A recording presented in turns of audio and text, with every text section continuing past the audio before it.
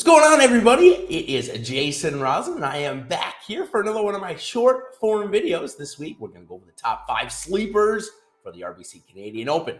Now, I know everybody might be looking ahead to next week at the US Open, where there is 3 chances to win $1 million. Although the top end of that is a very pricey $4,000 buy-in. But this week, we're going to give you a chance in the plays to win a satellite, to maybe get you into that for much cheaper money, or to help you win the big prize being offered this week, $200,000 to first.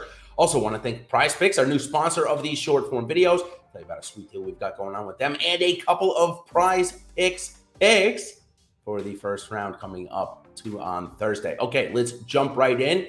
Make sure you like and subscribe to our channel here. It's the best way to get notified about new content or when this content comes on the air. So let's jump right into our sleeper picks here this week, as it is a little bit of a different week. If you've seen my value video, I've already mentioned that there's a very, very strong top end of the field and a very weak bottom end of the field. So I'm going to tell you guys about a golfer that many of you may not have heard of yet.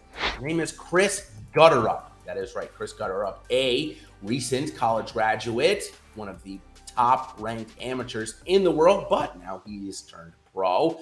And very similar to our buddy Collin Morikawa years ago, will make his PGA Tour debut here at the RBC Canadian Open 3 days after qualifying for the US Open via local qualifying. So Gotterup came out as one of the medalists at his site and will be playing in his first ever major championship. But before he does, he will head to Canada, playing the RBC Canadian Open, coming in at just $6,300 this week and 1% owned. If he does go on a Collin Morikawa type ascent, neither of those prices will hold. Neither of those things, not prices, will hold. He won't be $6,300, and he likely won't be 1% owned either. So let's take a flyer on a golfer that certainly is in good form coming into the week. Just came in the top 7 of the NCAA individuals a week or two ago as well. So for Gotterup, let's see how he does in his first couple starts. A golfer that certainly had the college accolades that Gotterup has had, but has struggled maybe a little bit on tour to find some consistency. His top end is great. When he's on, he is coming in the top 5. And I'm talking about Brendon Todd. He's coming in at just $6,900 this week, relatively cheap, 4.2% owned. So we like his ownership a lot as well. Now for Wu, and for pretty much everybody, of course, this week, nobody has had course history, or at least none that we can mention. It was 2010 was the last time this was played, 12 years ago. So if anybody did have that, well, it's not really important, even though it was 12 years ago. Now for Wu, he's coming off a 69th place finish at Muirfield Village at the Memorial, but at least he made the weekend. And had a chance too, went into the weekend under par, but finished in almost last place, 69th. Still making the weekend, maybe it will give him a little bit of confidence going into this week. Miscut 2 weeks ago, but it was about a month ago where he came in the top 5, one of his best PGA Tour finishes. Okay, let's look at his strokes gained rank this season, see where he's good. 108th off the tee, 134th on the approach, 186 around the green, 54th with his putter. All right, next guy I want to talk about is Matt Wallace. Matt Wallace was a guy coming from the DP World Tour, ended up playing very good over here, almost won the Valero Texas Open last year against Jordan Spieth, but then went on a really rough patch. However, went back to the DP World Tour a couple of weeks ago and finally found form. He's coming 5th and 18th in his last 2 starts, and now he comes back over here this week to a course that is not overly long, should require good accuracy off the tee, and he should be something like he's used to playing over on the DP World Tour. So we'll give him a chance coming in the mid-7s at his price. Taking his strokes gained rank this season, see why he's doing bad. He's almost last off the tee, ranked 199th, 153 on the approaches, 167 around the green, and his putter 194. Whenever you're 199 off the tee and 194 putting, doesn't matter how good you are with your irons, you're not going to be making many cuts. However, like I said, I believe the form broke a couple of weeks ago, and we should see him play all 4 days here this week. All right, last 2 golfers, going to be very tough this week to find golfers that are priced over $8,000 and are going to be under 10% owned. But Brendon Todd, coming in at $8,200 right now, has a projection of less than 5%, could be one of them. He's coming off a couple of weeks ago where he finished one of his best finishes of the season. He came in 3rd at the Charles Schwab Challenge. And he's a guy that really focuses on his short game to gain his strokes. 173rd off the tee, 111 on the approach, but then it gets better. 48th around the green and 5th putting. I think this week, with the course being relatively short and fairways being at a premium to hit, Todd could find himself continuing that form he found a couple of weeks ago. All right, lastly, I'm going to go with my one Canadian golfer that I feel has a great chance to win this week and is under 10% owned. Yes, I do like Corey Connors this week, but I also like Adam Hadwin. His price goes from $6,900 to $9,300, and with that, will likely be under 10% owned. Could be under 5% owned, coming off an 18th place finish last week where he spurred on a hole-in-one on Friday to help him make the cut and then played well over the weekend.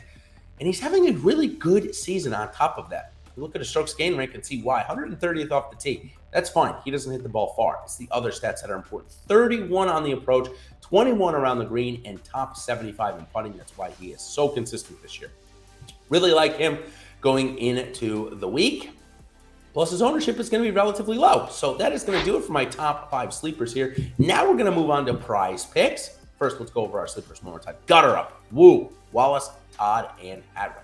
Okay, now on to prize picks, where if you have not played over there with them, well, first off, I'm going to tell you a little bit about them. They are daily props-based contests.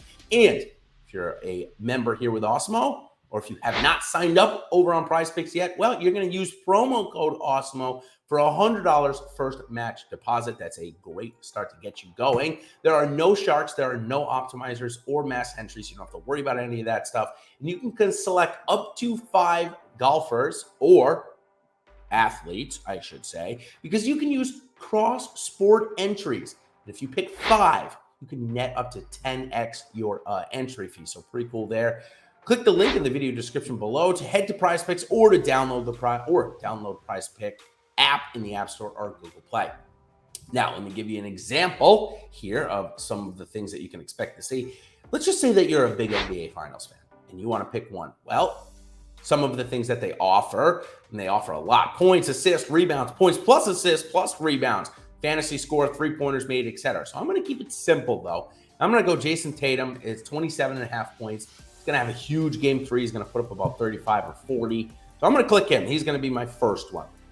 Now, if you checked out my value video, you would have seen that I talked about Cameron Smith against Justin Rose and Rory McIlroy as my 2 picks there. So I'm going to give you 2 different ones just so that we can mix it up a bit. And here's what we're going to look at. We are going to take a look at Scottie Scheffler is going up against Harold Varner III in that birdies or better matchup for the first round. And Scottie Scheffler is certainly playing good golf, and Harold Varner coming off a 45 on Sunday. That'll be a lot to bounce back from. So we'll take Scottie Scheffler in that matchup, and we'll take Jason Tatum over 27.5 points. That is going to get you a 3x payout. So you bet 20, you win 60 there. So that is exactly how Prize Picks works. And thank you to them for the sponsors. Check them out. A fun way to try and either short players or go long players that you have a good read on. So, okay, that's going to do it for me here this week on my sleepers video. Of course, make sure you check out the value videos and our live videos here on the Awesemo YouTube channel. The PGA DFS strategy show today. This is Tuesday at 1 o'clock. Also check out playback. Also, the live before lock show. That's going to be Wednesday at 4 o'clock. Given the NBA Finals, we got bumped up, so Ben Raz and I will be on there to break everything down for the RBC Canadian Open. Until then, everybody, thanks for joining me here, and good luck. We will see you on the other side.